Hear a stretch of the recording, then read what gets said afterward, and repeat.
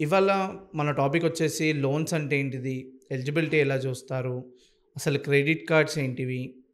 మనకి ఒక పర్సన్‌కి ఇంత అమౌంటే ఇయ్యాలి అని బ్యాంక్ ఎలా ఫిక్స్ చేస్తది అనేది మనం చంటి గారి దగ్గర నుంచి తెలుసుకున్నాము. మనతో పాటు చంటి గారు ఉన్నారు డిగి లోన్స్ నుంచి. హాయ్ చంటి గారు. హాయ్ సందీప్ గారు. సార్, మేజర్‌గా లోన్స్ అంటే ఏంటిది? ఓకే. బయటిచ్చే లోన్‌ని ఏమంటారు? ఇప్పుడు మీరిచ్చే లోన్స్‌ని ఏమంటారు? ఓకే. నెక్స్ట్ ఎలిజిబిలిటీ ఎలా తీసుకుంటారు అనేది కొద్దిగా చెప్పండి. ఇప్పుడు బేసిక్‌గా చూసుకుంటే ఇప్పుడు బ్యాంక్స్ అయ్యి ఉండొచ్చు, నాన్ బ్యాంకింగ్ అయ్యి ఉండొచ్చు. మా గైడ్‌లైన్స్ ప్రకారం ఏందంటే కస్టమర్ పాయింట్ ఆఫ్ వ్యూలో ఒక ఎలిజిబిలిటీ తీసుకోవాలనుకుంటే బ్యాంక్స్ ఏం చేస్తాయంటే మేజర్‌గా సిబిల్ చూస్తాయి. ఓకే. సిబిల్ అనేది ఏంటంటే మనకు కస్టమర్ సిబిల్ బేస్ చేసుకొని జాబ్ హోల్డర్ అయి ఉండని, లేకుంటే ఓకే. బిజినెస్ మ్యాన్ హోల్డర్ అయి ఉండని, ఏదైనా సరే హ్మ్. ఇన్ కేస్ కస్టమర్కు లోన్ అవసరం ఉందంటే కంపల్సరీ బ్యాంక్స్ అనేది ఏమవుతుందంటే సిబిల్ని అప్రోచ్ అవుతాయి. ఓకే.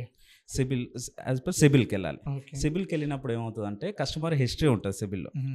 కస్టమర్ అంటే ఒక 3 టైప్స్ ఆఫ్ కస్టమర్స్ ఉంటారు. రెగ్యులర్‌గా పే చేసే కస్టమర్స్ ఉంటారు. ఓకే. తర్వాత వచ్చేసి ఎన్‌పిఏ అని ఉంటుంది. ఎన్‌పిఏ కస్టమర్స్ అని ఉంటారు. ఓకే. తర్వాత వచ్చేసి ఇట్లా తిప్పించుకొని కట్టించుకునే కస్టమర్స్ ఇట్లా ఉంటారు. ఓకే. ఎన్‌పిఏ అంటే ఏందంటే నాన్ పర్ఫార్మెన్స్ అసెట్స్ అనమాట. ఓకే. ఇప్పుడు ఏమైతుందంటే కొందరు తీసుకున్నప్పుడు ఏందంటే ఫస్ట్ మనం అనుకునేది ఏంటంటే కాస్ట్ ఆఫ్ కలెక్షన్ అని ఉంటుంది. ఓకే. ఒక కస్టమర్ అనేది ఏందంటే బ్యాంకు కస్టమర్ లోన్ కట్టడా అని చెప్పేసి okay. As per bank approach అయితే సిబిల్ని అప్రోచ్ అవుతుంది. ఓకే. సిబిల్లో ఏముంటుందంటే కస్టమర్ డేటా అంతా ఉంటుంది సందీప్. ఓకే. కస్టమర్ డేటా ఉన్నప్పుడు ఏమవుతుందంటే కస్టమర్ శాలరీ ఎంత, హ్మ్. కస్టమర్ వర్కింగ్ ఎక్కడ చేస్తుండు, ఓకే. అసలు కస్టమర్కి లోన్ ఎలిజిబిలిటీ ఎట్లా చూస్తారు, అసలు క్రైటీరియా లోన్ ఎలిజిబిలిటీ క్రైటీరియా అంటే ఏంటి ఓకే. అనేది ఏంటంటే మొత్తం మనం యాజ్ పర్ సిబిల్ ప్రకారం వెళ్తాం మనం. ఓకే. కస్టమర్ సిబిల్లో ఫర్ ఎగ్జాంపుల్ సిబిల్ క్లియర్గా ఉంది.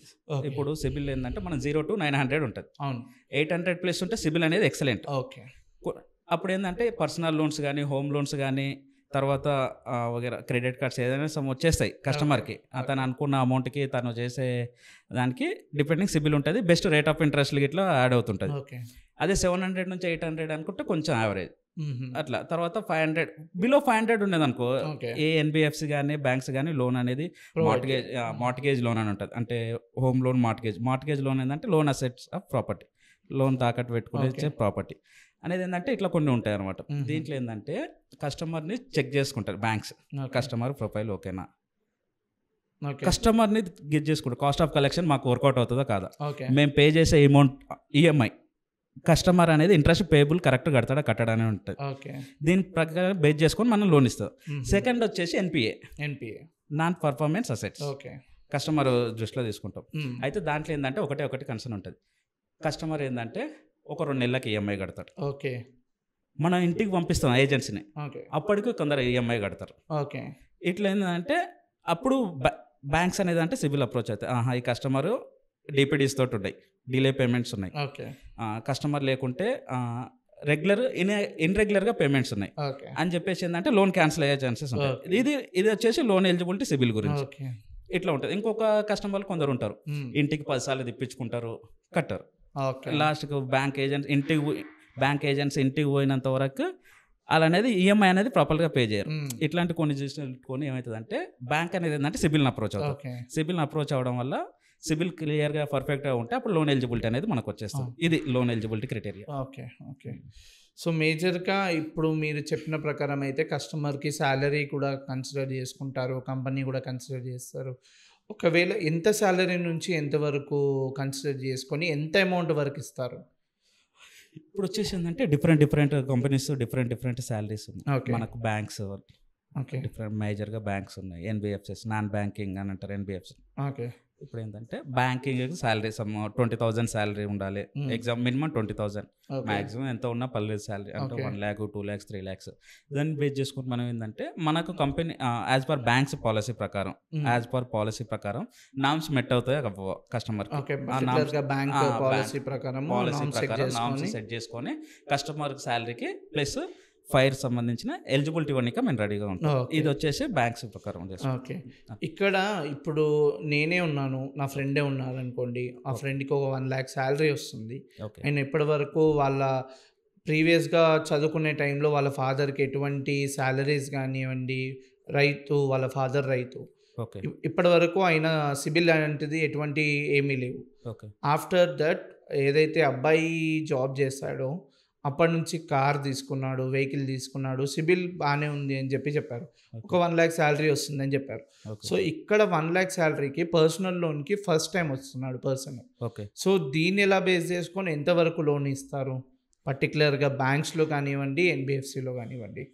సార్ ఇప్పుడు బేస్ చేసుకొని మీరు అన్నారు కస్టమర్ వాళ్ళ ఫాదర్ అసలు అక్కడ గ్రోత్ లేదు అన్నారు. ఆ అబ్బాయి జాబ్ చేసుకొని జాబ్ హోల్డర్ వచ్చినాక కార్ కానీ ఈఎంఐలు కానీ అప్పుడు ఏంటంటే మీరు అనేది ఏంటంటే పాయింట్ ఆఫ్ వ్యూ ఏంటంటే కస్టమర్కి ఆల్రెడీ సివిల్ గురించి అవేర్నెస్ ఉంది. అవును. బట్ బేసిక్ ఏంటంటే కస్టమర్ ఆల్రెడీ కార్ లోన్స్ ఇట్లా యూజ్ చేస్తున్నాడు. ఓకే. ఇప్పుడు మీరు పర్సనల్ లోన్కి వచ్చేసరికి ఫస్ట్ టైం బరోవర్ అంటున్నారు. రైట్. ఫస్ట్ టైం బరోవర్ అనేది ఏంటంటే మా దగ్గర కొన్ని బ్యాంక్స్ ఉన్నాయి. Banks or NBFCs. మాది డిగి లోన్స్ చెప్పాం కదా మీకు ఫస్ట్ డిజి లోన్స్ నుంచి చెప్పేసి. డిజి లోన్స్లో అనేది నెంబర్ 1 బ్యాంక్స్ ఎన్బిఎఫ్సిస్ ఉంటాయి. దాంట్లో ఏంటంటే ఆ కస్టమర్ ప్రొఫైల్ ఎక్కడ ఫిట్ అవుతుందో దాన్ని చెక్ చేసుకొని మేము దాని ప్రకారం ఎలిజిబిలిటీ ఇచ్చేస్తాం. అంటే ఫస్ట్ టైం బరోవర్ అంటే అప్ టు మనకు 10 lakhs వరకు ఇచ్చేస్తాం. కొన్ని బ్యాంక్స్లలో, కొన్ని ఎన్బిఎఫ్స్లలో అప్ టు 7 lakhs వరకు ఇచ్చేసే ఛాన్సెస్ ఉంటాయి. 10 నుంచి 7 లక్షల వరకు 7 to 10 lakhs వరకు వచ్చేస్తాయి ఫస్ట్ టైం బరోవర్. ఇప్పుడు ఈ ట్రాక్ని ఏదైతే ఇప్పుడు ఈఎంఐ ఒకవేళ మీరు 10 లక్షలే ఇచ్చారు, ఈ 10 లక్షల్ని ఒక సంవత్సరమో 6 నెలల్లో కట్టిన తర్వాత మళ్ళీ అయినా మీ దగ్గరికి లోన్ కోసం రావచ్చా, రాలేరా? ఆయనకి ఎలిజిబిలిటీ లాంటిది ఏమైనా ఉంటాయా? Compulsory sir. ఇప్పుడు ఏంటంటే మన దగ్గర కస్టమర్ ప్రీవియస్గా వచ్చారు 6 months బ్యాక్, మీరు అన్నట్టు 6 months బ్యాక్ వచ్చి లోన్ తీసుకున్నారు. అప్పుడు కస్టమర్ సాలరీ 1 lakh. ఈఎంఐలో వచ్చేసి మనం యాజ్ పర్ 70% వరకు ఫైల్లో క్లోజ్ చేస్తాం మనం. అంటే 1 lakh శాలరీ ఉన్నప్పుడు మనం 70,000 వరకు లోన్స్ అనేది ప్రొవైడ్ చేస్తాం ఎలిజిబుల్ ప్రకారం. ఆ 30,000 ఏంటంటే కస్టమర్ ఇప్పుడు ఉన్న జీవనాధారంగా కస్టమర్ గైడ్ లైన్స్ కోసం తను ఎట్లా యూజ్ చేసుకోవాలి రిమైనింగ్ మనం ఏంటంటే 100% ఫైర్ తీసుకోం సార్. శాలరీ ప్రకారం 100కి 1,00,000 రూపాయలు తీసుకోం పెట్టాం. ఎందుకంటే కస్టమర్ ఎలా ఇప్పుడున్న సిచ్యువేషన్లో కస్టమర్ బతకాలి, ఎలా బతకాలి, వాళ్ళకు మ్యారేజ్ అయి ఉంటుంది, పిల్లలు ఉంటారు, ఎడ్యుకేషన్. ఎంత పర్సెంట్ వరకు తీసుకుంటారు సార్? హైయెస్ట్ ఎంత పర్సెంట్ వరకు ఉంటుంది? మనం 75 to 80% వరకు ఫైర్ తీసుకోవచ్చు. హైయెస్ట్ అంటే మాక్సిమం కస్టమర్ ప్రొఫైల్ని బట్టి కస్టమర్ బేస్ చేసుకొని కస్టమర్కి అడిషనల్గా ఏదైనా ఇన్కమ్ ఉందా లేదా 60 నుంచి 80% లోపల వరకు తీసుకుంటారు. ఇంకొకటి దాంట్లో ఏంటంటే కస్టమర్కి అడిషనల్గా ఏమైనా ఇన్కమ్ ఉందా, వాళ్ళ వైఫ్ వాళ్ళ ఫాదర్ ఏదన్నా వర్కరా లేకుంటే ఏదైనా బిజినెస్ ఉందా అనేది అప్లికెంట్ కో అప్లికెంట్ ఇట్లా మనం అప్లికెంట్ ఇతను వస్తారు, కో అప్లికెంట్ ఇట్లా బేస్ చేసుకొని లోన్ ఇస్తాం. ఎందుకంటే కస్టమర్ నీడ్ అంటే నీడ్ అని నాకు ఇక్కడ అవ్వట్లేదు, నాకు కొంచెం బెటర్గా ఉంటుందని మీ దగ్గరికి అప్రోచ్ అయినా అంటే మేము కంపల్సరీ చేసిస్తాం. అలా ఉంటుంది. మీరు చెప్పిన ప్రకారం కస్టమర్కి ఎవరైతే పర్సన్ ఉంటాడో ఆ పర్సన్ మళ్ళీ ఒక 1 year అయిన తర్వాత రావచ్చు. దాన్ని మనం టాప్అప్ చేస్తాం. టాప్అప్ అనేది చేయొచ్చు, బీటీ బ్యాలెన్స్ ఆప్షన్ ఉంటుంది, అదైనా చేయొచ్చు. మనం కస్టమర్ అయితే వస్తాడు, తనకి ఉన్న శాలరీ ప్రకారం ఎలిజిబిలిటీ ప్రకారం మనం కంపల్సరీ అనేది లోన్ ప్రొవైడ్ చేస్తాం. ఓకే. క్రెడిట్ కార్డ్స్ సార్, మేజర్గా ఈ క్రెడిట్ కార్డ్స్ అనేది కస్టమర్స్ని బాగా ఇబ్బంది పెట్టే కాల్స్. ఎవ్రీ టైం కాల్స్ వస్తాయి, పేమెంట్ డిలే అంటారు. ఈ క్రెడిట్ కార్డ్ వల్ల ఉపయోగాలు ఏంటివి, ఉపయోగాలు లేనివి ఏంటివి చెప్పగలుగుతారా? యాక్చువల్లీ క్రెడిట్ కార్డ్స్ వల్ల ఉపయోగాలు ఉంటాయి సందీప్ చాలా వరకు. క్రెడిట్ కార్డ్స్ వల్ల మనకేంటంటే క్రెడిట్ స్కోర్ సిబిల్ అనేది ఇంక్రీజ్ అవ్వడం, డే టు చేయాలన్నమాట. అంటే టైం టు టైమ్ పేమెంట్స్ చేస్తూ ఉండాలి. టైం టు టైమ్స్ పేమెంట్ చేస్తుంటే ఏమవుతుందంటే సిబిల్ స్కోర్ అనేది ఇంక్రీజ్ అవుతుంది. మీకు ప్రీవియస్గా చెప్పా కదా ఇంతకుముందు సిబిల్ మనకి ఇంపాక్ట్ చూపిస్తుంది అని చెప్పేసి, సిబిల్ అనేది ఇంక్రీజ్ అవుతుంది. అయితే దాంట్లో ఎఫెక్ట్స్ ఉంటాయి క్రెడిట్ కార్డ్స్ వల్ల. ఇప్పుడు డిలే ఒక మనకు డ్యూ డేట్ అని ఉంటుంది. డ్యూ డేట్ ఒక కస్టమర్ ఎగ్జాంపుల్ చెప్తున్నా 5 lakhs వచ్చింది కార్డ్, 5 lakhs 5 lakhs యూజ్ చేశాడు అనుకో, అతని కాడ స్ట్రెంత్ లేదు సార్. సిబిల్ చూస్తుంది ప్రతి ఒక్కటి. అంటే డిపెండ్ అవుతుండు క్రెడిట్ కార్డ్ మీదనే కస్టమర్. ఇప్పుడు 5 lakhs అవుట్ స్టాండింగ్ ఉంది కస్టమర్కి, అమౌంట్ లిమిట్ ఉంది 5 lakhs. 5 lakhsలో కస్టమర్ 5 lakhs ఆడిండు అనుకో, పూర్తిగా డిపెండింగ్ మొత్తం ఎక్కడ వస్తుంది, క్రెడిట్ కార్డ్ పైకి వస్తుంది. అంటే క్రెడిట్ కార్డ్ పైన డిపెండ్ అవుతుండు, ఇంకా దేనిపైన లేడు. అదే కస్టమరు అది ఏదో ఒక ఇబ్బంది అవుతుంది. అప్పుడు ఏమవుతుందంటే డ్యూ డేట్ దాటుతుంది. అప్పుడు ఏమవుతుంది అంటే డ్యూ డేట్ మిస్ అయింది అనుకో 35 to 40% ఛార్జెస్ అవుతుంది. అది ఉంటుంది. ఇన్ కేసు ఇంకొక దాంట్లో ఏంటంటే ఇది వచ్చేసి ఎఫెక్ట్స్ చూపిస్తుంది. ఇంకొకటి ఏంటంటే దాంట్లో యూజెస్ ఏంటంటే క్రెడిట్ కార్డ్ వాడడం వల్ల ఇప్పుడు కస్టమర్ ఎలిజిబిలిటీ సేమ్ అదే కస్టమర్ ఉంటాడు, 5 lakhs ఎలిజిబిలిటీ, ఓన్లీ 2 lakhs తీస్తున్నాడు, 2 lakhs తీస్తున్నాడు కడుతున్నాడు అంతే. దాంట్లో 5 lakhsలో 2 lakhs తీస్తున్నాడు, 20% వాడుతుంటాడు. అవునా కదా, రైట్? 20% వాడుతుంటాడు. దానివల్ల ఏంటంటే కస్టమర్కి కాయిన్స్ ఉంటాయి.